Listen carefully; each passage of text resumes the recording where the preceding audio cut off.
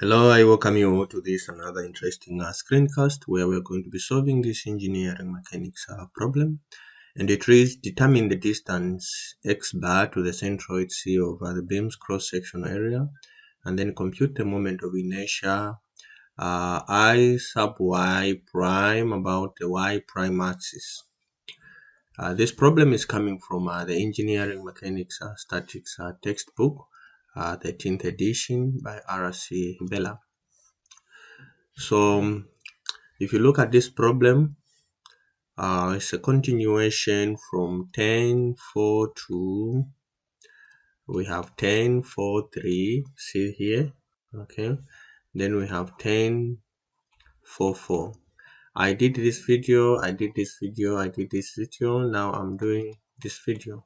Okay, so you can check out the other 3 videos, right? And what we are going to do in this particular video, I'll just get part of the work that I did in video 1042, which is combined video. 1042 is combined with 1043, right? So for moment of inertia, centroid moment of inertia, I had to do them in advance, and the areas for the parts that I chose. Okay, so I'll put a link for these other videos so that you can check them if you want to. Right, so in this particular video we are being asked to find moment of inertia of an area, and that is also called area moment of inertia. It's also called second moment of area, and this is a geometric property of an area or shape, such as a cross section of a beam, which describes how the area is distributed around and about an axis. An axis where you want to find the moment of inertia of an area. This property is used across various disciplines within science and engineering. In mechanical and structural engineering, we use it for calculations of deflections of beams. We also use it for buckling load calculations of columns, and so many other applications within mechanical and structural engineering. Mathematically, moment of inertia about the x-axis I sub x is equal to integral of y squared dA, and moment of inertia about the y-axis I sub y is equal to integral of x squared dA. Alright, and for us, since these shapes, we will not do any integration for this. We are just going to use standard formulas, of course, derived from integration or derived from calculus. And basically for this particular problem, like we did in the other previous problems, we are going to use the parallel axis theorem. So if you are finding moment of inertia about the x-axis, I sub x is equal to I sub xc, which is centroid or moment of inertia, plus dy squared times a. Dy is the distance from the axis where you want to find the moment of inertia to the centroid of an individual part that constitutes your composite body. So a composite body may have several parts, so each part will have its own centroid to the axis, and so on. So those are that is dy. And moment of inertia about the y-axis is equal to IYC, centroid moment of inertia about the y-axis, plus dx squared a. So we are going to use this equation specifically for this one we are dealing with. We're using this equation here, the bottom one, right? So we'll go to the next page where I've already, like I said, defined the areas. I've also computed the values of areas, as well as moment of inertia about local moment of inertia, centroid moment of inertia about the y-axis. Okay, so let's go to the next page. Here we are. Great. So this is the parts. That's how I would define the parts. Like I said, this is there in video where I did problem 10-42 stroke 43. So we have we have X bar here, okay, which is just mainly the distance from the y-axis to the centroid of part 1. Then we have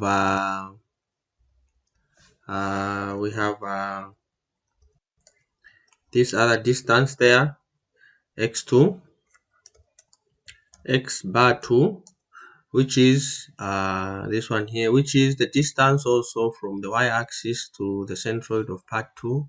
And then we have x scaled bar 3 equal to 50, which is the distance from the y-axis to the centroid of part 3. Okay, and then this is our interim centroid. Okay, interim centroid. Remember, we already found y bar in the other video. This time around, we're interested in x bar. Okay, because x bar will help us to find moment of inertia about the y prime axis. Okay, the y prime axis. Great. We have the areas. Okay, so we have area 1 here, which is equal to 6,000. Area 2 is equal to area 2 is equal to 4,200, and area 3 is equal to 3,000. Then we have centroid or moments of inertia IY1,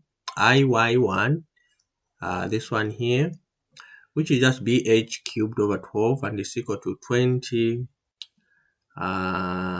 million, right? Millimeters to the power 4. Then we have I2, 0.315, okay, and then I3, 2.5, okay, or millions. Again, the units is millimeters to the power 4. So with this information, then we can enter this information in our tables. Mind you, for finding the x bar, which is the centroidal position of this composite shape, we are using the formula x bar, okay, is equal to summation of x scale. These are the local centroidal for each part times area, then divided by summation of area. Okay, so this is the formula that we want to use. And since we have a number of parts, we thought of just using tables. It's easier to make a follow-up of what we are doing. All right. But if you want to still calculate directly, you don't have to draw the table like I've drawn this. You can work it out in whichever way you think is okay. All right. This is just one of the proposals. So let's label this table. So we have part, we have x scaled, and then we have area, then we have a product of x scaled area. So it's part 1, 2, 3, and then we have summation, and then we have these are the local centroidal locations for each part. For the first part is 100, for the second part is a 15, for the third part is a 15, and area in that order we have a 6,000, then we have a 4.2,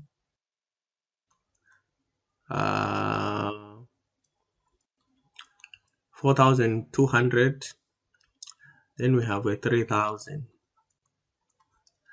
Okay, and the total area, if we were to sum it up, this gives us a 13.2, a 13.2, 10 to the power 3.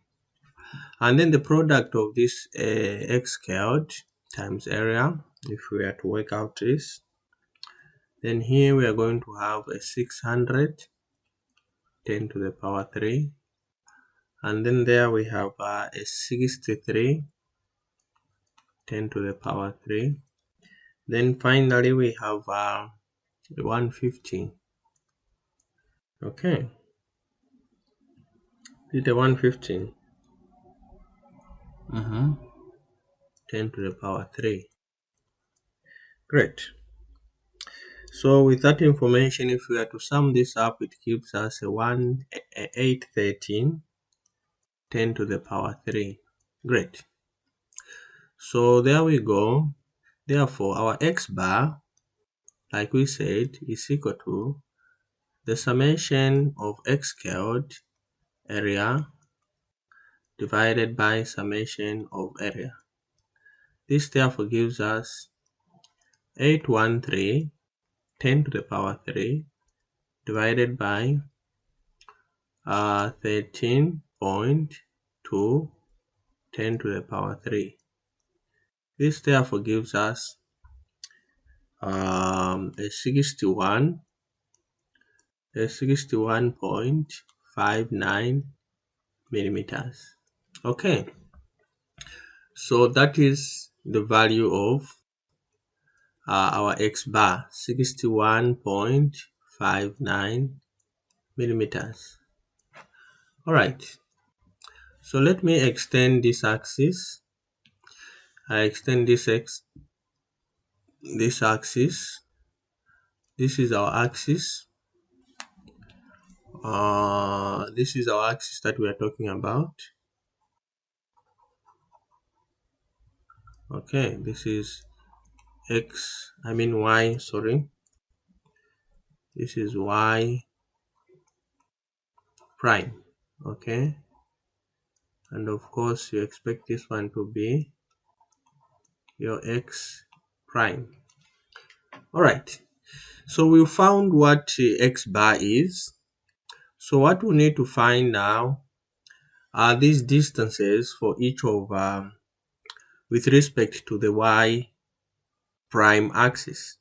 So I'll give an example to one of these. I'll give one example. So what we are looking for right now is now this distance. Let me show it. Let me use blue. No, maybe black. So we are looking for these distances from there. Okay, so if I was to show this, so from this lococentroid, let me show for part 1. For part, I show for part 1. Yes, I think it would be much easier for part 1. I extend this one, maybe something like that. All right, so for part 1, let me show something like this. Okay, so that's part 1. Let me dot it also, something like so. And then, all right, so you've seen this distance here, this one here. This is the distance that we want, that we need to calculate for each one of these. So this one here, we can call it as, x prime 1 squared, which will be equal to, this one will be equal to, because we want to find this distance from the y prime axis. So we know the x bar, so therefore we're going to subtract x prime 1 minus x bar. Okay, so this gives us, if we did the subtraction, this gives us, I'll just give you the value, that's 100 minus 61.59, right? Okay, 100 minus 61.59, then we get a 38.41. Okay, so I'll write them again here for all of them. So we have our x squared prime 1, which is basically equal to x squared 1 minus x bar. This is equal to 100 minus 61.59. This gives us a 38.41. 38.41. Then we have x squared prime 2. Okay, so this one is equal to 61. We are just comparing the two, and then the bigger one is the one that comes in front. But basically what we're interested in is just the modulus, right? So 61 minus, which is x bar, 61 minus, what is our x squared 2? Our x squared 2 is 15. Okay, so what does this one give us? If we do the calculation, this gives us a 46.59. Okay, is my space enough? I want to move this a little bit. All right, and then we have our x squared 3 prime, which is just going to be equal to a 61.59 minus 50. That is our x squared 3, so 50. When we do the subtraction, we get 11.59. So those are the values that will come and fit in our table. So let's fill in the table quickly. We are running out of time. We have part, we have I, y prime, centroidal, moment of inertia. No, this one is I, just IY, centroidal, moment of inertia.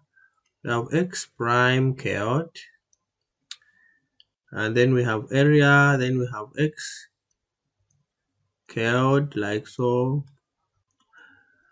That product there, like so. So we have part 1, 2, and 3, and then we have summation. What are the local moment of inertia? We have a 20 there. We have a 20 to the power. We have a 20 to the power, 10 to the power 6. Then we have a 0.315, 10 to the power 6. Then we have a 2.5, 10 to the power 6. All right. Then x squared 1, we say this is a 38 point.